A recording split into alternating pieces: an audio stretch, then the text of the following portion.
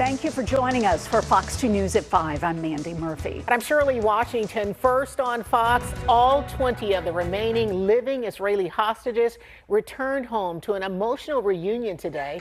Hamas has also begun to release the bodies of the 28 dead hostages. Now, this comes after more than 2 years of war between Israel and Hamas. Freed Palestinians were also greeted by cheering crowds.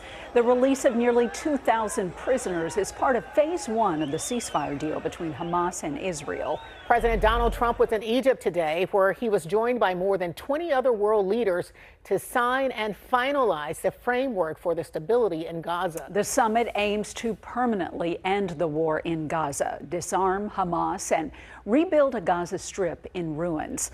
Part of that involves creating an international coalition of countries that are willing to contribute to a peacekeeping mission.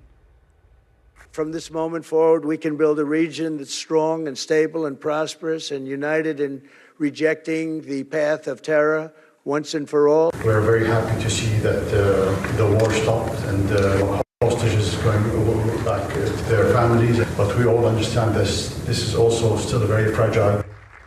President Trump also handed an olive branch to Iran today, saying he's ready to make a deal.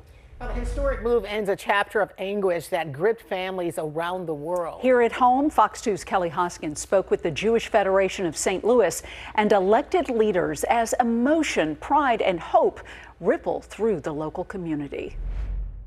We're at the Jewish Federation of St. Louis, where officials say the world is watching images they thought they would never see. Israeli hostages walking free into the arms of their family members filled with joy. They say it's a powerful moment being felt right here in St. Louis.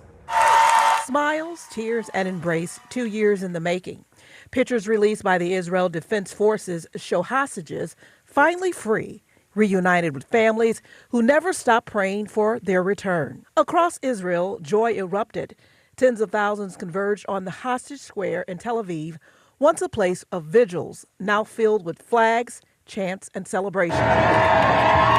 That wave of emotion has reached all the way to St. Louis. At the St. Louis Jewish Federation, leaders say the pictures cut straight to the heart. After living through the last 2 years and watching the footage of them being abducted on October 7th, 2023, it finally felt like I had a moment to breathe.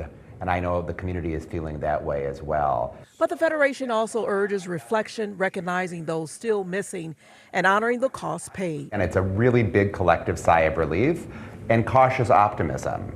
The hostages have been returned. There are still 28 waiting to come home. And this is just the first point of the peace plan. And so I think we're waiting to see how the other 19 points play out. And today, emotional words from Missouri U.S. Senator Eric Schmid added that this moment transcends symbolism. I mean, with those hostages going home, that's a big thing for those families, and I think it's a breakthrough. The second piece to all this now is the governance, which is more complicated, but I do think it's important to, I think, recognize what an achievement this is. We have seen numerous attempts over the last decades for us, the U.S., to lead the coalitions to get someplace in the realm of peace, and I think that now we just have to make sure that those last 2 years were not in vain and we're building peaceful coexistence for everyone in the Middle East. Reporting in Maryland Heights, Kelly Hoskins, Fox 2 News.